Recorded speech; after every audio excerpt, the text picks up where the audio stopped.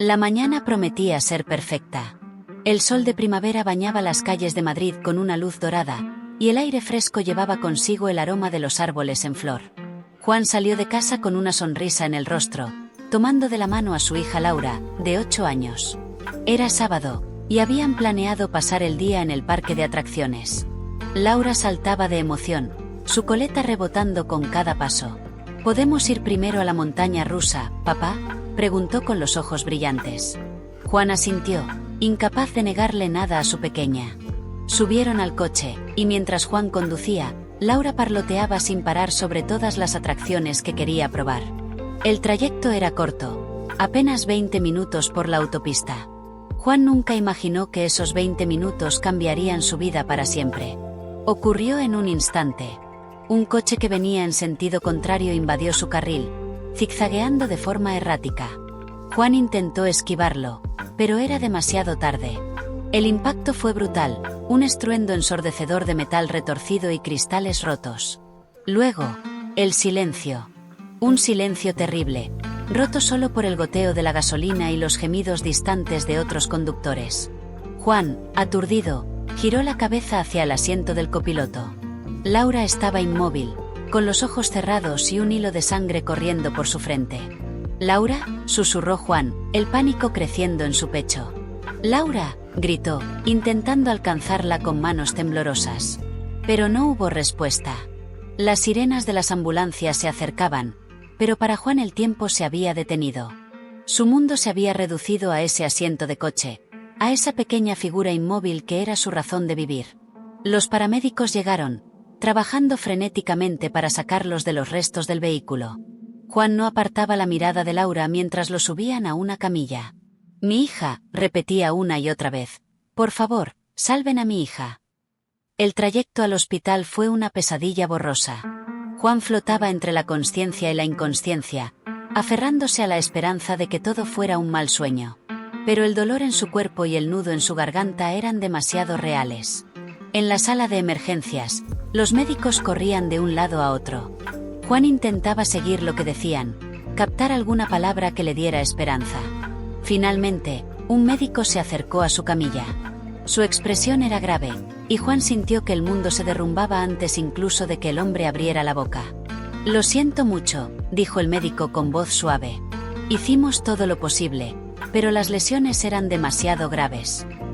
Juan cerró los ojos, negándose a aceptar la realidad. Las palabras del médico resonaban en su cabeza, crueles e implacables. Laura, su pequeña Laura, se había ido. En ese momento, algo se rompió dentro de Juan. El dolor era insoportable, una agonía que amenazaba con consumirlo por completo. Y junto al dolor, surgió otra emoción, una ira ardiente, un odio cegador hacia el responsable de esta tragedia.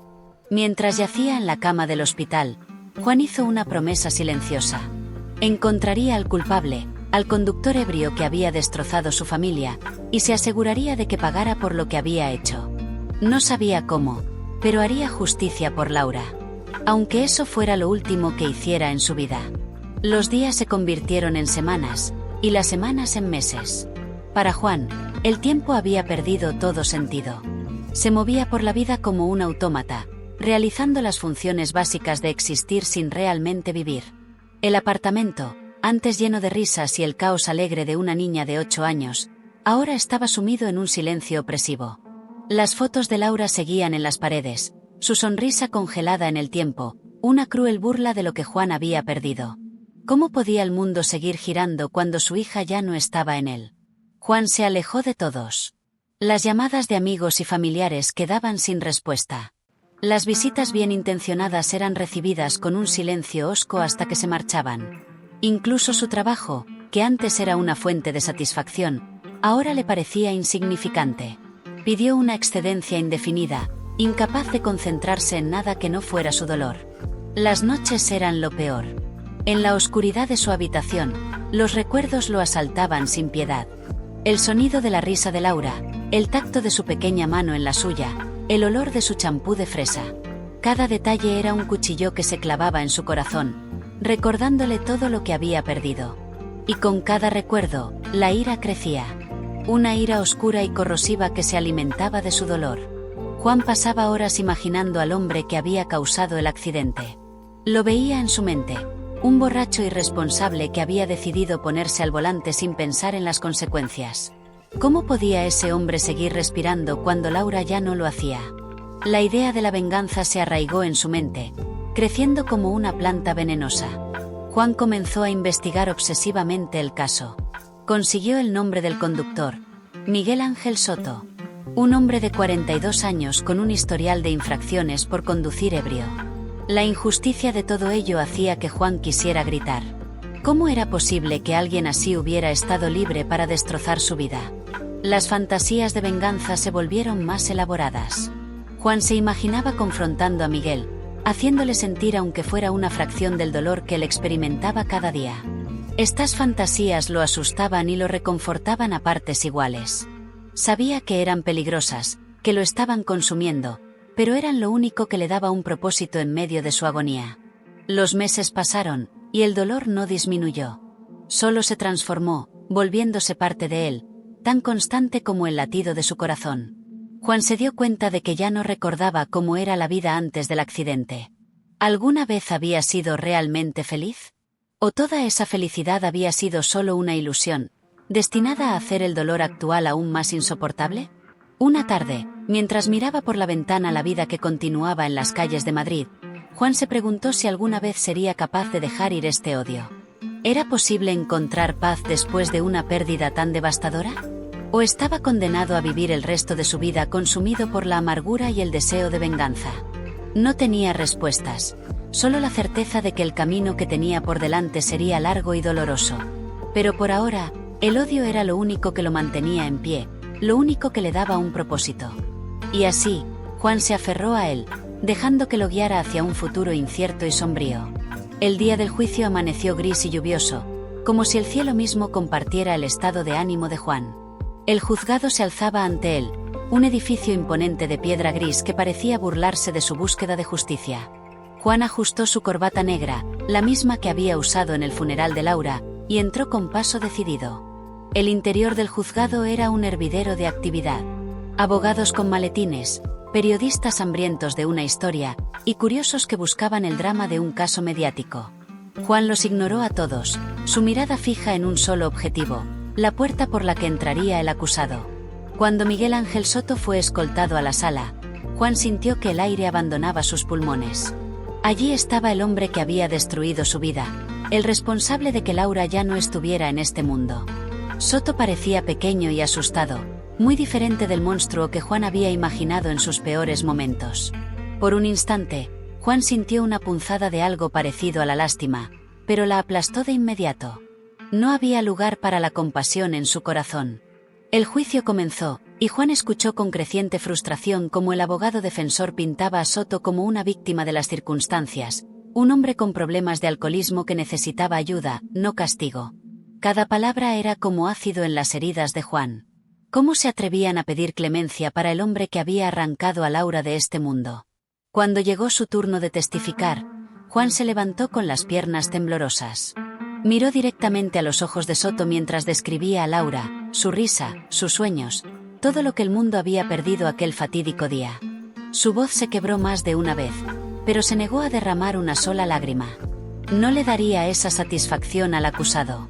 Las horas pasaron, testigos iban y venían, y finalmente llegó el momento del veredicto. Juan contuvo la respiración, sus nudillos blancos de apretar los puños. Culpable, anunció el juez, y por un momento, Juan sintió un destello de satisfacción. Pero fue efímero. La sentencia, 8 años de prisión, con posibilidad de libertad condicional en 5 por buen comportamiento. El mundo pareció detenerse. ¿8 años? ¿Eso era todo lo que valía la vida de Laura? La rabia explotó dentro de Juan como un volcán. Se levantó de un salto, gritando que era una injusticia, que su hija merecía más. Los guardias tuvieron que contenerlo mientras Soto era escoltado fuera de la sala. Afuera del juzgado, bajo la lluvia que caía sin cesar, Juan se derrumbó. Las lágrimas que había contenido durante todo el juicio finalmente se liberaron, mezclándose con las gotas de lluvia en su rostro. La sentencia, que debería haber traído algún tipo de cierre, solo había abierto nuevas heridas. 8 años. En 8 años, Soto saldría de prisión, libre para vivir su vida. Mientras que Laura, su preciosa Laura, nunca tendría esa oportunidad. La injusticia de todo ello era abrumadora. Esa noche, solo en su apartamento, Juan tomó una decisión. La justicia del sistema le había fallado, pero él no fallaría a Laura. Esperaría 5 años, 8, los que fueran necesarios. Y cuando Soto saliera de prisión, Juan estaría allí, para hacer justicia por su propia mano. Mientras miraba la foto de Laura en su mesita de noche, Juan se preguntó si este odio que lo consumía era realmente lo que su hija habría querido para él. ¿Estaba honrando su memoria o traicionándola? Pero el dolor y la ira eran demasiado intensos para permitirle ver más allá. Por ahora, la venganza era lo único que le daba un propósito. Y así, con el corazón endurecido y el alma atormentada, Juan comenzó su larga espera, contando los días hasta que pudiera enfrentarse al hombre que había destrozado su mundo. 5 años pasaron como una sombra lenta y pesada sobre la vida de Juan. El tiempo, que una vez había fluido con la alegría de los momentos compartidos con Laura, ahora se arrastraba, cada día un recordatorio doloroso de su ausencia. El apartamento de Juan, antes un hogar lleno de vida, se había convertido en una cueva de recuerdos y amargura. Las fotos de Laura seguían en las paredes, pero el polvo que las cubría era un testimonio silencioso del paso del tiempo y de la incapacidad de Juan para seguir adelante. En el trabajo, Juan se había convertido en una sombra de sí mismo. Sus compañeros lo trataban con una mezcla de lástima y precaución, nunca seguros de qué decir o cómo actuar a su alrededor. Juan los mantenía a distancia, rechazando invitaciones a cenas o salidas después del trabajo. Su mundo se había reducido a la rutina monótona de ir de casa al trabajo y del trabajo a casa, con paradas ocasionales en el cementerio para visitar la tumba de Laura. Las relaciones personales de Juan se habían deteriorado hasta casi desaparecer. Su familia, cansada de intentar atravesar el muro de ira y dolor que había construido a su alrededor, había reducido sus visitas a llamadas telefónicas esporádicas que Juan rara vez contestaba. Los amigos, incluso aquellos que habían estado a su lado en los peores momentos después del accidente, se habían alejado gradualmente, incapaces de soportar la atmósfera tóxica de resentimiento que Juan irradiaba constantemente. Pero en medio de esta existencia gris y sin alegría, un fuego ardía en el interior de Juan. La venganza, ese deseo oscuro que había echado raíces en su corazón el día del accidente, se había convertido en su única razón para seguir adelante. Cada noche, antes de dormir, Juan revisaba el calendario, tachando otro día más, acercándose inexorablemente a la fecha de liberación de Miguel Ángel Soto. Juan había seguido de cerca el caso de Soto. Sabía que el hombre había mostrado buen comportamiento en prisión, participando en programas de rehabilitación y grupos de apoyo para alcohólicos. Esta información, lejos de aplacar su ira, solo la alimentaba. ¿Cómo se atrevía Soto a buscar redención? ¿Qué derecho tenía a una segunda oportunidad cuando Laura nunca la tendría? A medida que se acercaba la fecha de liberación de Soto, Juan comenzó a planear. Pasaba horas frente al ordenador, investigando la prisión donde Soto cumplía su condena, memorizando horarios y procedimientos de liberación. En su mente, repasaba una y otra vez lo que haría cuando finalmente se encontrara cara a cara con el hombre que había destrozado su vida. Una tarde, sentado en el sofá con una copa de vino tinto en la mano, una costumbre que se había vuelto cada vez más frecuente, Juan se encontró mirando fijamente una foto de Laura. La niña sonreía a la cámara, sus ojos brillantes llenos de una alegría y una inocencia que ahora parecían pertenecer a otra vida. Por un momento, Juan sintió que algo se agrietaba en su interior. ¿Qué pensaría Laura de lo que se había convertido? ¿Aprobaría esta obsesión que consumía cada aspecto de su vida? Pero tan pronto como surgieron, Juan aplastó estas dudas. No podía permitirse el lujo de la duda, no ahora que estaba tan cerca de su objetivo. Laura merecía justicia, y si el sistema le había fallado, entonces dependía de él asegurarse de que Soto pagara por lo que había hecho. Con una determinación renovada, Juan se levantó y se dirigió a su dormitorio. Abrió el armario y sacó una caja que había mantenido cerrada durante años. Dentro, cuidadosamente envuelto, estaba el vestido que Laura había usado el día del accidente. Juan lo sostuvo contra su pecho, inhalando profundamente, buscando algún rastro del aroma de su hija. Las lágrimas que había contenido durante tanto tiempo finalmente se derramaron, pero esta vez no eran solo de tristeza. Eran lágrimas de resolución. Mañana, pensó Juan mientras volvía a guardar el vestido, iría a la prisión. Era hora de enfrentar al hombre que había destruido su vida. Era hora de que Miguel Ángel Soto pagara por lo que había hecho. Y mientras se preparaba para dormir, Juan se preguntó si este encuentro finalmente le traería la paz que tanto anhelaba, o si solo lo hundiría más profundamente en el abismo de amargura que había sido su hogar durante los últimos 5 años. El día amaneció gris y frío, como si el cielo reflejara el estado de ánimo de Juan. Se vistió mecánicamente, eligiendo ropa oscura que se ajustaba a su propósito sombrío. El trayecto hasta la prisión fue un borrón de calles y edificios, su mente enfocada únicamente en lo que estaba a punto de hacer. Cada kilómetro recorrido era un paso más cerca de la confrontación que había imaginado durante años. La prisión se alzaba ante él, un monstruo de hormigón y acero que parecía tragarse el cielo. Juan aparcó su coche y se quedó sentado unos minutos, respirando profundamente, preparándose mentalmente. En su cabeza, repasó una vez más el discurso que había ensayado tantas veces. Las palabras de odio y acusación que planeaba lanzar contra Miguel Ángel Soto. Con pasos decididos, Juan se dirigió a la entrada. El proceso de registro fue una tortura de formularios y controles de seguridad. Cada minuto que pasaba aumentaba su ansiedad y su ira. Finalmente, lo condujeron a una sala de visitas. El corazón le latía con fuerza en el pecho mientras esperaba, sus manos sudorosas apretadas en puños. La puerta se abrió y entró Miguel Ángel Soto. Juan contuvo la respiración, esperando sentir una oleada de odio al ver al hombre que había destrozado su vida. Pero lo que sintió fue confusión. El hombre frente a él no era el monstruo que había imaginado durante 5 años. Soto parecía más viejo de lo que debería, con el pelo canoso y profundas arrugas alrededor de los ojos. Su postura era encorvada, como si cargara un peso invisible sobre los hombros. Soto se sentó frente a Juan, sus ojos fijos en la mesa entre ellos. Hubo un momento de silencio tenso antes de que finalmente levantara la mirada. «Señor Martínez», dijo con voz quebrada, «no sé si debería decir que es un placer conocerlo. Sé quién es usted y, lo siento. Lo siento tanto que las palabras no pueden expresarlo». Juan se quedó helado. Todas las palabras de odio que había preparado se desvanecieron ante la genuina angustia en la voz de Soto. «No quiero tus disculpas», logró decir finalmente, su voz temblorosa de emoción contenida. «Nada de lo que digas puede traer a Laura de vuelta». Soto asintió lentamente. «Lo sé», dijo. «Y vivo con ese conocimiento cada día. Cada minuto. He pasado los últimos 5 años tratando de entender cómo pude ser tan estúpido, tan irresponsable. He intentado cambiar, ser una mejor persona, pero sé que nada de eso compensa lo que hice». Juan lo miró fijamente, buscando algún signo de falsedad, alguna señal de que esto era solo un acto. Pero todo lo que vio fue un hombre quebrado por el remordimiento.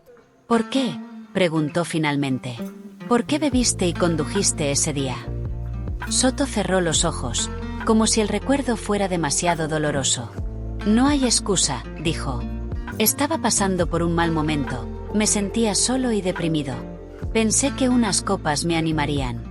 Fui un idiota y un cobarde, y por mi estupidez, una niña inocente perdió la vida. Su hija. Y no hay un solo día en que no desee poder cambiar lo que pasó».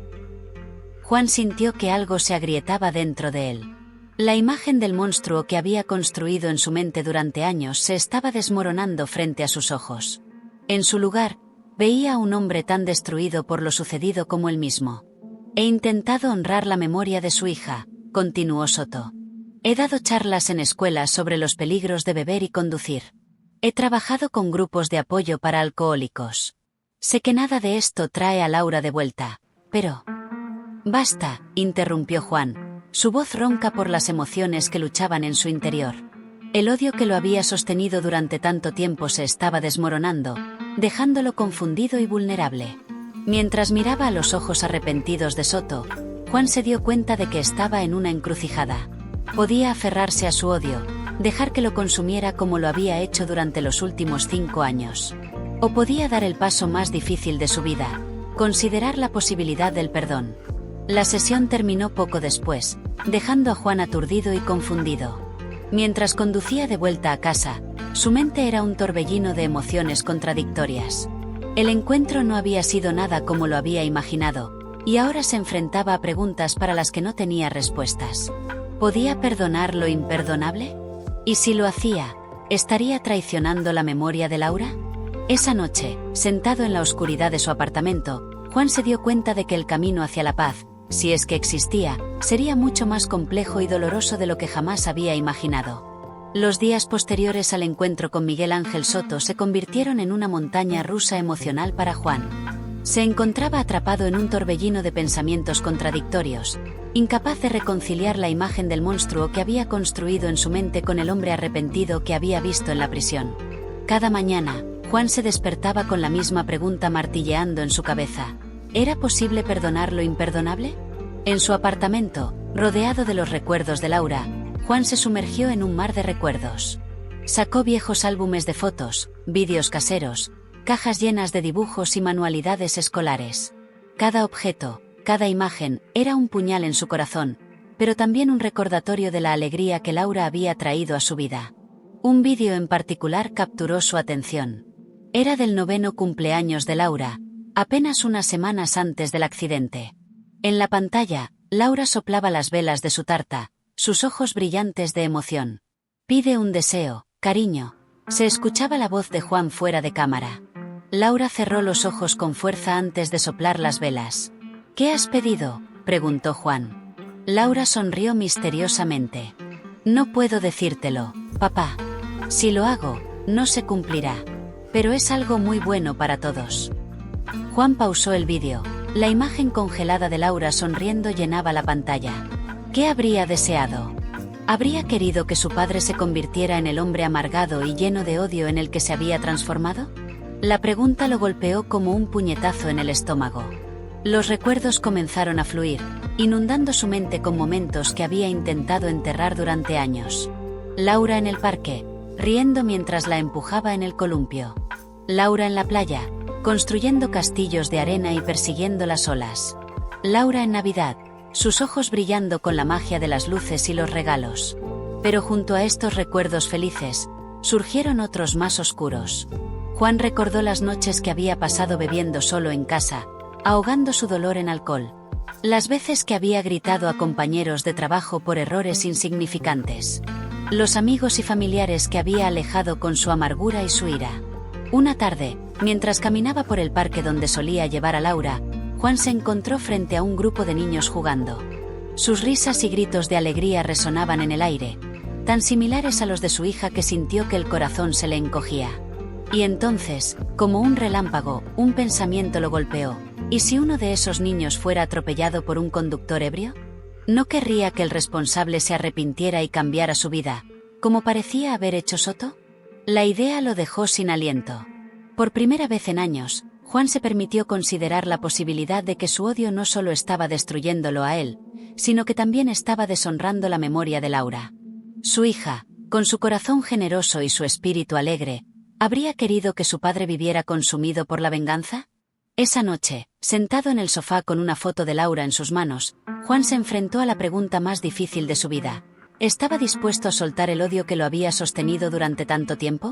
El perdón parecía una traición, una forma de decir que lo que le había pasado a Laura no importaba. Pero al mismo tiempo, Juan se dio cuenta de que aferrarse a ese odio lo estaba matando lentamente. Mientras las lágrimas corrían por sus mejillas, Juan habló en voz alta a la foto de su hija. «Laura, mi niña, ¿qué debo hacer? ¿Cómo puedo honrar tu memoria? ¿Cómo puedo seguir adelante sin traicionarte?» No hubo respuesta, por supuesto. Pero en el silencio de la noche, Juan sintió que algo cambiaba dentro de él. Una pequeña grieta en el muro de odio y amargura que había construido alrededor de su corazón. No era perdón, no todavía. Pero era el comienzo de algo. Una semilla de duda que, con el tiempo, podría crecer hasta convertirse en algo más. Juan se dio cuenta de que estaba en el inicio de un viaje difícil y doloroso. Un viaje hacia el perdón, hacia la paz, hacia una forma de honrar a Laura que no lo destruyera en el proceso. No sabía si sería capaz de lograrlo, pero por primera vez en 5 años, sintió un destello de esperanza. Y eso, pensó mientras cerraba los ojos, era un comienzo. La decisión de Juan de continuar las visitas a la prisión no fue fácil. Cada vez que cruzaba las puertas de metal, Sentía que una parte de él se rebelaba, gritando que esto era una traición a la memoria de Laura. Sin embargo, otra voz, más suave pero cada vez más insistente, le susurraba que este podría ser el camino hacia la paz que tan desesperadamente necesitaba. En su segunda visita, Juan llegó con una lista de preguntas. Quería entender. Necesitaba saber cada detalle de lo que había llevado a Miguel Ángel Soto a tomar esa fatídica decisión de beber y conducir. Soto, con voz temblorosa y ojos llenos de remordimiento, le contó sobre su batalla contra el alcoholismo, sobre la depresión que lo había consumido tras perder su trabajo y su matrimonio. No eran excusas, insistió, sino el contexto de una decisión terrible que lamentaría el resto de su vida. A medida que pasaban las semanas, Juan se sorprendió a sí mismo esperando estas visitas. No porque hubiera perdonado a Soto, sino porque cada conversación parecía aflojar un poco el nudo de odio que había llevado en el pecho durante tanto tiempo. Descubrió que Soto había iniciado un programa de prevención de alcohol al volante en la prisión, compartiendo su historia con otros reclusos y visitantes. Si puedo evitar que alguien más cometa el mismo error, le dijo Soto, tal vez la vida de Laura no se habrá perdido en vano. Paralelamente a estas visitas, Juan tomó la difícil decisión de buscar ayuda profesional. Encontró una terapeuta especializada en duelo y trauma, la doctora Elena Vega. Al principio, las sesiones eran dolorosas, casi insoportables. Juan se encontraba reviviendo el accidente, la pérdida de Laura, los años de ira y amargura. Pero poco a poco, con la guía paciente de la doctora Vega, comenzó a procesar su dolor de una manera que nunca antes había hecho. El perdón, le explicó la doctora Vega en una sesión particularmente intensa, no significa olvidar o excusar lo que pasó. Significa liberarte a ti mismo del peso del odio y la amargura. Es un regalo que te das a ti mismo, Juan.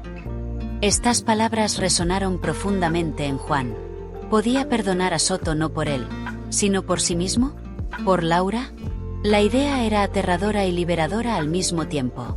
Una tarde, después de una visita particularmente emotiva a la prisión, Juan se encontró conduciendo hasta el cementerio donde estaba enterrada Laura. Sentado frente a su lápida, habló en voz alta, como no lo había hecho en años. Le contó a Laura sobre sus visitas a Soto, sobre la terapia, sobre la lucha interna entre el deseo de venganza y la necesidad de paz. No sé si puedo perdonarlo, cariño, susurró Juan, las lágrimas corriendo libremente por sus mejillas. Pero sé que no puedo seguir viviendo así. Tú mereces algo mejor. Mereces que tu papá viva, no solo que exista. Mientras el sol se ponía, bañando el cementerio en tonos dorados, Juan sintió algo que no había experimentado en años, un momento de paz. No era una paz completa o permanente, pero era un comienzo. Se dio cuenta de que el perdón no era un destino, sino un viaje. Un viaje que apenas estaba comenzando. En las semanas siguientes, Juan se sumergió en este viaje con una determinación que lo sorprendió. Retomó viejas amistades, pidiendo disculpas por haberse alejado. Volvió a conectar con su familia, compartiendo por primera vez en años historias felices sobre Laura, permitiéndose reír con los recuerdos en lugar de ahogarse en ellos. En la prisión, sus conversaciones con Soto se volvieron más profundas, más honestas. Juan comenzó a ver al hombre detrás del acto terrible, a entender la complejidad de las circunstancias que habían llevado a la tragedia. No justificaba lo que había pasado, pero le permitía ver a Soto como un ser humano fallido, no como un monstruo. Una tarde, mientras salía de una sesión de terapia, Juan se detuvo en un parque cercano. Observó a los niños jugar, a las familias disfrutar del día soleado. Por primera vez en mucho tiempo, no sintió una punzada de dolor al ver estas escenas de felicidad cotidiana. En su lugar, sintió una chispa de algo que tardó en reconocer: esperanza. El camino hacia el perdón era largo y difícil, lleno de retrocesos y momentos de duda. Pero Juan se dio cuenta de que cada paso en este camino era un homenaje a Laura, una forma de mantener vivo su espíritu generoso y amoroso. Y mientras el sol se ponía sobre el parque, Juan sintió que, tal vez, solo tal vez, estaba empezando a encontrar una forma de vivir que honrara la memoria de su hija y le permitiera seguir adelante. El día de la liberación de Miguel Ángel Soto amaneció claro y fresco, un contraste marcado con la tormenta emocional que rugía dentro de Juan. Se vistió con cuidado, eligiendo una camisa azul claro que Laura siempre había dicho que le quedaba bien. En el espejo, Juan apenas reconoció al hombre que le devolvía la mirada. Los años de odio y amargura habían dejado su huella, pero había algo nuevo en sus ojos, una chispa de vida que había estado ausente durante demasiado tiempo. El viaje hasta la prisión fue un torbellino de recuerdos y emociones.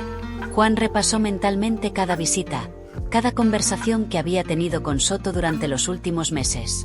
Recordó la primera vez que vio genuino arrepentimiento en los ojos del hombre, la forma en que su voz se quebraba al hablar de Laura, los programas que había iniciado en la prisión para prevenir que otros cometieran el mismo error fatal. Mientras aparcaba frente a la prisión, Juan se dio cuenta de que estaba temblando. No de ira, como habría ocurrido hace un año, sino de nervios y una emoción que no podía nombrar. ¿Estaba realmente listo para esto? La pregunta resonaba en su mente mientras caminaba hacia la entrada. El proceso de liberación parecía avanzar a cámara lenta. Juan esperó en una pequeña sala, su corazón latiendo con fuerza en su pecho. Cuando finalmente se abrió la puerta y Miguel Ángel Soto entró, vestido con ropa civil y llevando una pequeña bolsa con sus pertenencias, el tiempo pareció detenerse. Los dos hombres se miraron en silencio por lo que pareció una eternidad. Soto, visiblemente nervioso, fue el primero en hablar. «Señor Martínez, yo no esperaba verlo aquí». Juan respiró profundamente, buscando las palabras que había ensayado tantas veces. «Miguel», dijo finalmente, usando por primera vez el nombre de pila del hombre, «he venido porque necesito decirte algo». Soto asintió, preparándose visiblemente para lo que fuera que Juan tuviera que decir. Lo que siguió sorprendió a ambos. «Te perdono», dijo Juan, su voz apenas un susurro. «No porque lo merezcas, no porque lo que hiciste esté bien. Te perdono porque es lo que Laura habría querido. Te perdono porque es la única forma en que puedo honrar su memoria y seguir adelante con mi vida». Las lágrimas comenzaron a correr por las mejillas de Soto. «No sé qué decir», balbuceó. «Gracias no parece suficiente». «No lo es», respondió Juan con firmeza. «Pero lo que puedes hacer es vivir cada día recordando a Laura. Usa tu libertad para hacer algo bueno, para asegurarte de que lo que le pasó a ella no le pase a nadie más». Soto asintió con vehemencia. «Lo haré, se lo juro. Dedicaré mi vida a ello». En ese momento, Juan sintió como si un peso enorme se levantara de sus hombros. No era una sensación de alegría, exactamente, pero sí de liberación. El odio que había cargado durante tanto tiempo ya no lo aprisionaba. Mientras salían juntos de la prisión, Juan se sorprendió ofreciendo llevar a Soto a la casa de transición donde se quedaría. El viaje transcurrió en un silencio cargado de emociones, solo interrumpido por las direcciones ocasionales de Soto. Al llegar a su destino, antes de que Soto bajara del coche, Juan sacó algo de su bolsillo, una pequeña foto de Laura. «Quiero que tengas esto», dijo, entregándosela a Soto, «para que nunca olvides la vida que se perdió y la responsabilidad que ahora tienes». Soto tomó la foto con manos temblorosas, mirándola con una mezcla de dolor y determinación. «La llevaré conmigo siempre», prometió. Mientras veía a Soto alejarse hacia su nueva vida, Juan se dio cuenta de que este no era el final de su viaje, sino apenas el comienzo. El perdón no había borrado el dolor de perder a Laura, pero había abierto una puerta que llevaba mucho tiempo cerrada. De vuelta en su coche, Juan miró la foto de Laura que llevaba en su cartera. Por primera vez en años, pudo sonreír al verla. «Lo hice, cariño», susurró. «Di el paso más difícil de mi vida. Espero que estés orgullosa». Y mientras conducía de vuelta a casa, Juan sintió que, por primera vez en mucho tiempo, estaba realmente vivo. El camino que tenía por delante seguía siendo incierto, pero ya no estaba atrapado en el pasado.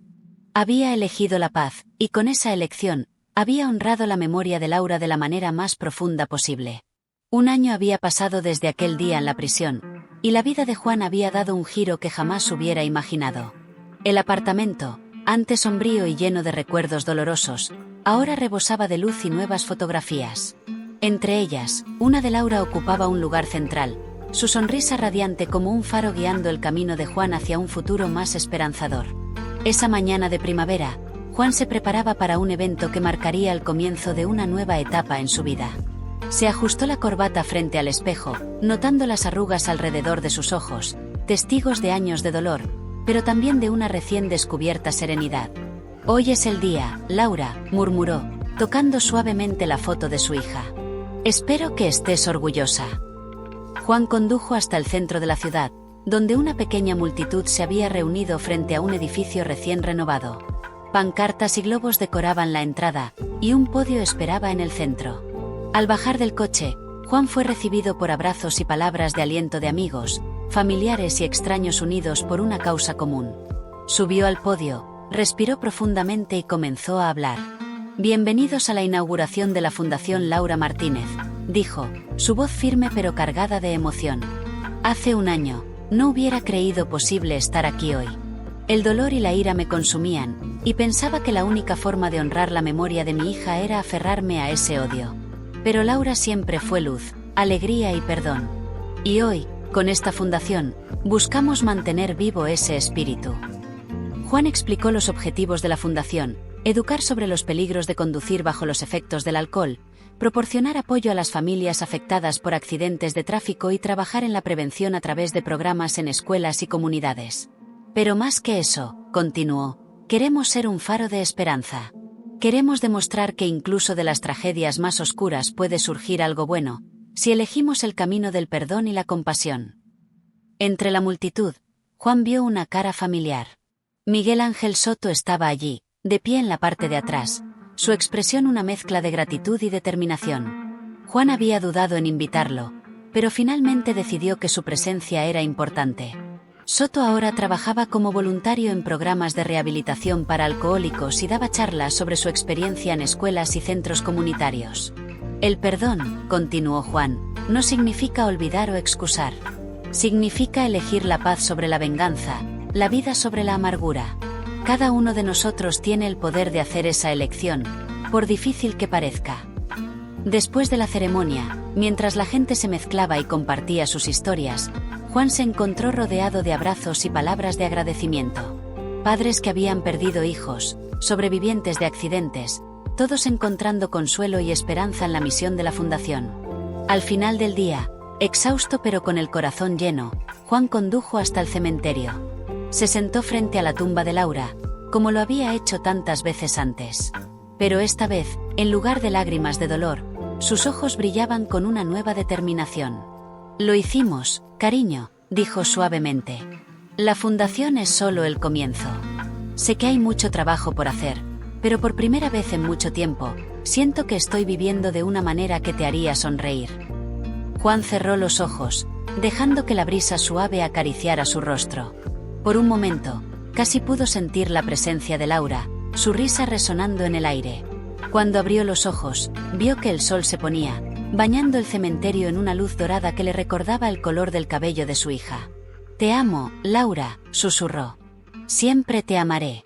Y ahora, gracias a ti, he aprendido a amar la vida de nuevo». Mientras se levantaba para irse, Juan sintió una paz que no había conocido en años. El camino que tenía por delante no sería fácil, lo sabía. Habría días difíciles, momentos de duda y dolor. Pero ahora tenía un propósito, una forma de transformar su pérdida en algo significativo. Juan miró una última vez la lápida de Laura antes de partir. «Hasta pronto, mi niña», dijo con una sonrisa suave. «Papá tiene trabajo que hacer». Y así, con el corazón lleno de amor, recuerdos y esperanza, Juan caminó hacia su coche, listo para enfrentar el futuro. Un futuro que, gracias al poder del perdón y al legado de amor de Laura, estaba lleno de posibilidades para sanar, crecer y hacer del mundo un lugar un poco mejor.